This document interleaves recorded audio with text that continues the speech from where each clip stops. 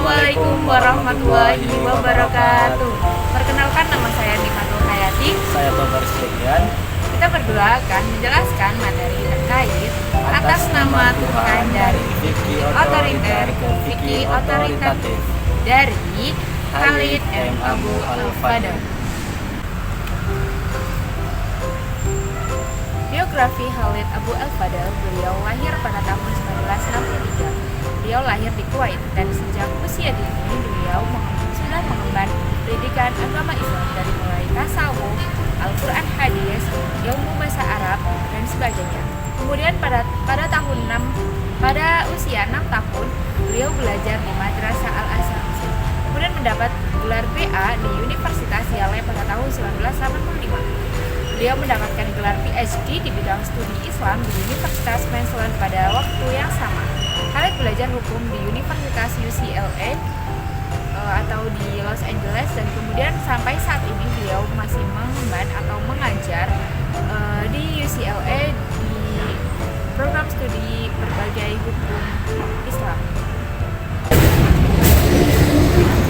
Selanjutnya, definisi fikih otoriter dan fikih otoritatif. Dalam dunia Islam, eksistensial Quran merupakan representasi dari otoritas Allah Subhanahu wa taala untuk mengatur seluruh aspek kehidupan manusia. Sedangkan Nabi Muhammad SAW pada zamannya dipandang sebagai yang paling otoritatif untuk menafsirkan semua kehendak Allah Subhanahu wa taala. Namun, pada generasi berikut atau muncul berbagai problem dalam penafsiran teks dengan mengatasnamakan teks-teks suci dan mengelegitimasi pemikirannya tanpa memperhatikan aspek moral dan hukum. Selanjutnya adalah metode penelitian yang digunakan dalam buku ini. Metode yang digunakan adalah metode interpretasi. Adalah interpretasi dinamis, yaitu proses menggali konteks kekinian dari makna asal sebuah teks, atau dengan kata lain, membahas dampak dan kedudukan penting dari makna asal sebuah teks. Selanjutnya, syarat penafsiran teks terbagi dari 5. Yang pertama, kejujuran atau honesty. Dalam hal ini, mufasir harus menjelaskan semua asumsi dasar yang dimilikinya ketika akan menafsirkan teks, serta tidak menyembunyikan dengan sengaja perintah Tuhan tersebut. Kemudian yang kedua adalah kesungguhan atau ketulusan hati. Artinya, mufasir memiliki komitmen dan menyerahkan segenap daya dan upayanya dalam menemukan dan memahami petunjuk-petunjuk yang relevan yang berkaitan dengan dinamika kehidupan. Yang ketiga ialah mempertimbangkan berbagai aspek yang terkait pencarian makna oleh mufasir dengan melihat aspek kesejarahan dan aspek relevansinya dengan konteks kekinian. Kemudian yang keempat ada rasionalisme. Mufasir harus melakukan penafsiran dan menganalisis teks secara rasional. Mufasir tidak diperkenankan melakukan penafsiran yang berlebihan terhadap teks yang ada. Dan yang terakhir ialah pengendalian diri atau self-presence. Mufasir harus menunjukkan kerendahan hati dan pengendalian diri dalam menjelaskan kehendak Tuhannya. Nah, menurut Mbak itu pendekatan atau teori ini yang digunakan itu apa saja? Dalam pendekatan ini yang digunakan adalah Khalid hendak menjelaskan secara akademis dan memotret secara lebih dekat proses dan prosedur pendekatan hermeneutik dalam kajian teks. Bagaimana sesungguhnya hubungan antara teks atau nas, penulis atau pengarang, dan pembaca dalam dinamika pergumpulan pemikiran hukum Islam pada khususnya dan pemikiran hukum Islam pada umumnya. Kemudian, apa saja sih unsur-unsur dari makna teks tersebut? Nah, di dalam buku ini terdapat dari 3 unsur. Yang pertama, ketika membentuk sebuah teks, makna teks tersebut ditentukan oleh pengarang, sedangkan pembaca berusaha memahami arti teks tersebut sesuai dengan metode yang digunakan. Dan yang kedua, ketika makna ditentukan oleh teks, pembaca tidak boleh menggunakan teks secara bebas dan tanpa batas, tetapi harus juga dipahami. Dan yang terakhir ialah ketika makna ditentukan oleh pembaca, maka disadari bahwa pendapat pembaca akan diterapkan kepada pemahaman yang bersifat berubah-ubah sehingga memahami dengan baik. Nah, kemudian ada ruang lingkup pembahasan dari buku ini. Yang pertama adalah hermeneutika, Teks dan otoritas, pemegang otoritas, teks penetapan dan otoritas, konsep otoritas, pemegang otoritas dalam Islam, dan kemudian ada konstruksi otoritarianisme.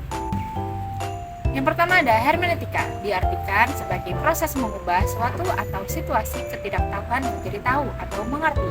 Di mana melalui hermeneutika, Khalid Abu Al-Fadl mencoba menganalisa keterlibatan pembaca yang seringkali merasa dirinya sebagai pemangku utama pembaca atau pesan dari Tuhan.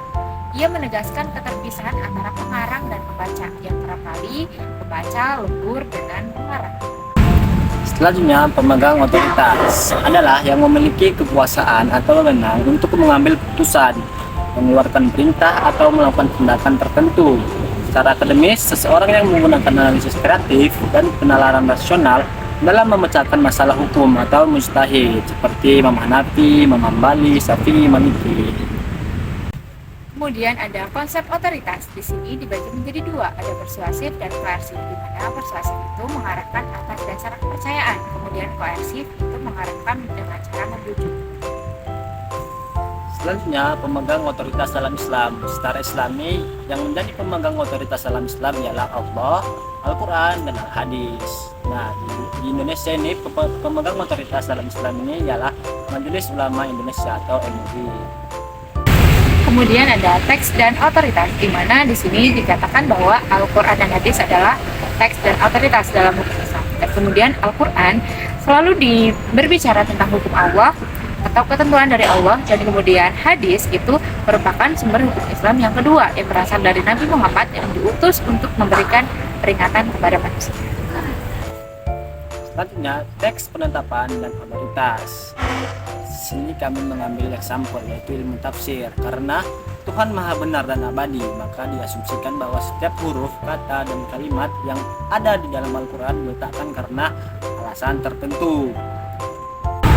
Kemudian ada konstruksi otoritarianisme, di mana dalam konteks dalam Islam bahwa konstruksi otoritarianisme adalah sebuah perilaku yang sama sekali tidak berpegang pada prasyarat pada pengendalian diri dan melibatkan klaim palsu yang nampaknya adalah penyalahgunaan kehendak Tuhan.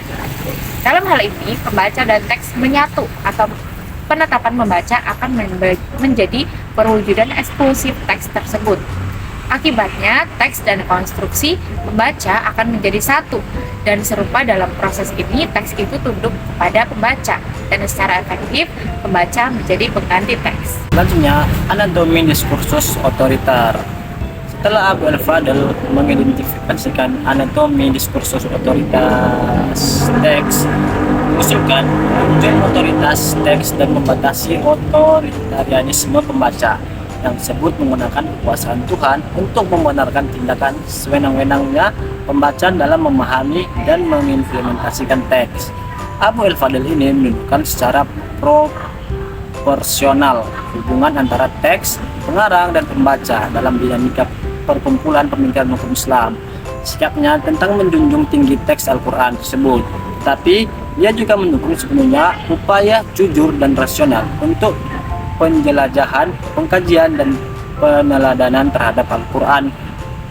Jadi, menurut Abu Al-Fadl, Al-Quran sebagai kalam Tuhan yang suci dan abadi tidak lantas tertutup atau menutup diri dari kajian, riset, konfirmasi, dan kritik. Kemudian asumsi berbasis iman dan penetapan yang merendahkan perempuan.